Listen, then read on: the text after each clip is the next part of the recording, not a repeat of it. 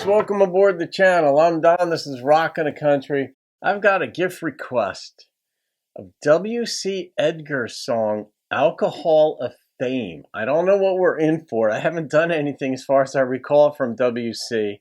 And it was requested by Jason Halverson, who made a gift to the channel for me to do this. So Jason, thank you for that, my friend.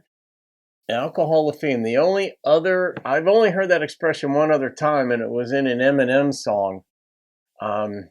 Rap God, I think was the name of it. But let's see what WC, I don't know if this is going to be funny. My guess is it's going to be, but it could be, yeah, there could be a twist in there that makes it sad, and that's why she left them or something. I don't know. All right. W.C. Edgar's Alcohol of Fame.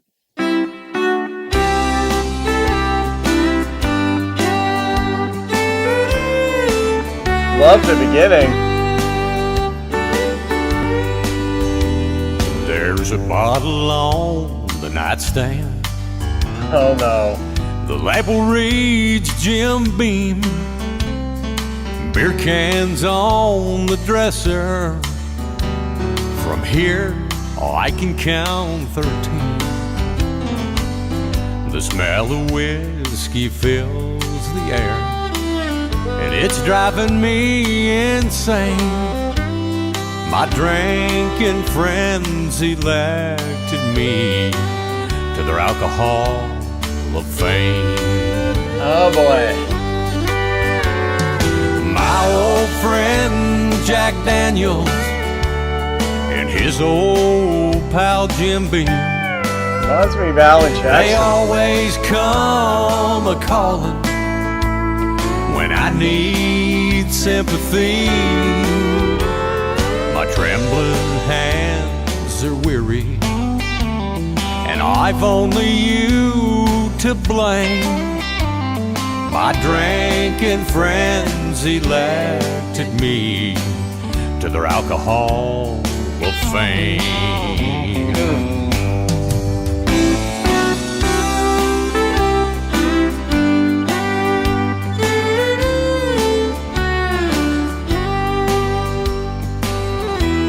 Fascinating Now I'm instrumentation. standing in the mirror with this bottle in my hand. It's a real hurting story between a woman and a man. There it is. Tonight won't be much different. I'll drink away my pain. My drinking friends elected me to their alcohol of fame.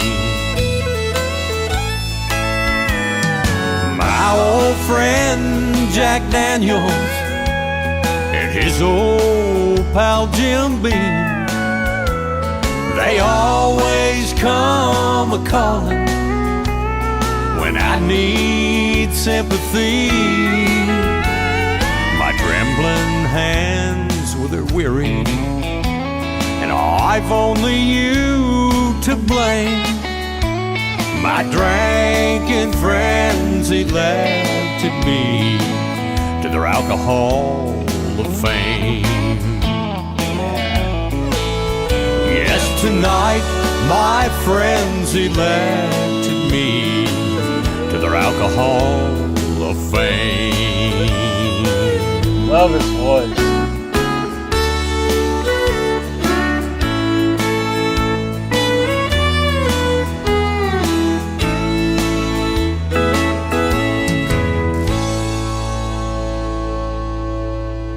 Yeah, there was one mention of why he was drinking so much, and it was because of her. She's not there any longer. There's a breakup. This kind of song usually does, but you don't know. This could be like a funny type song, like George Thorogood's One Bourbon, One Scotch, and One Beer. There's some humor in it, but this was on the nose, but only one mention of what it was about. But he's drinking his head off. At first, when he said that, the first time he said, my friends, I think he said that, my friends have elected me to the Alcohol of Fame. I thought he might have been talking about his drinking buddies. but his drinking buddies were the alcohol bottles themselves. And Jack Daniels used to be my drink back in the day. And now I might have one JD and Coke a year. I drink wine, when I don't get drunk any longer. I haven't been drunk since college. But JD and Coke that was it for me, man. I just love my Jack Daniels. I never got into Jim Beam, Johnny Walker, all these things with names in them that are used in these drinking type songs. But his voice was really good. I'm surprised. I don't know where he is in his career, Jason. But he's got a man's voice. He's got a country voice. He's got a good sensitivity to what he's singing. He doesn't oversell anything. He doesn't have to. He's got a voice that doesn't require it. But, the instrumentation was like happy-ish. And, not that far removed from bluegrass in mood, in the sense that bluegrass gives you this happy up tempo, great feeling, and somebody's dying in the song. And you're like, well, that contrast is but that's fairly commonplace, fairly common in bluegrass. And in this one, the instrumentation, if you change the lyrics and just make it a Walking on Sunshine type song, it would also work. Not quite to that extent, but it would still be a happy song. And here there was this contrast where he's just sort of slogging along, trying to deal with this pain of the breakup, and 13 beers. He's got the bottle on the nightstand. Hopefully this is just a one-night deal where, they resolve it, but he and the girl resolve it. But I really do like that there's no backstory to why they broke up. It was irrelevant. He's hurting. You can fill in the rest. There's no more details required. And I love that because the big challenge, I write a lot, right? And like books mostly. And the challenge is to take stuff out, not to put stuff in. It's easy to put stuff in. Now, when you're in middle school, high school, and college even, it can be hard to put stuff in to get to the page requirement that the professor or instructor wants. So you're like, oh my God, I got to put all this filler in.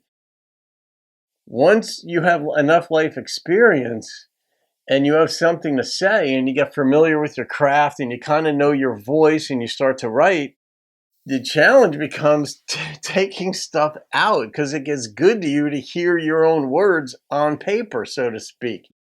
And the challenge is to take words out. The economy in this song of words, it was just, she left. It's all you need to know. And I love that kind of lyrical awareness, the lyricist's awareness in this. So, yeah, a simple conceptual song, but simple doesn't mean thought wasn't put into it and you just blathered it out in 3 minutes. That is not at all. So frequently, simplicity is far more difficult than a certain measure of busyness in songs. Complexity takes a bit to ferret out and make work just because there's more components to it, but simplicity takes restraint.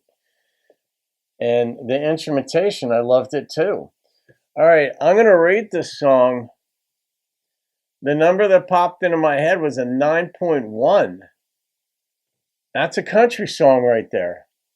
Brilliant in its simplicity, great vocalist, love the lyrics, and love the instrumentation. So, what's not to like? All right, folks, you can thank Jason Halverson for that. Have a great day. I'll see you on another video. Keep rocking the country.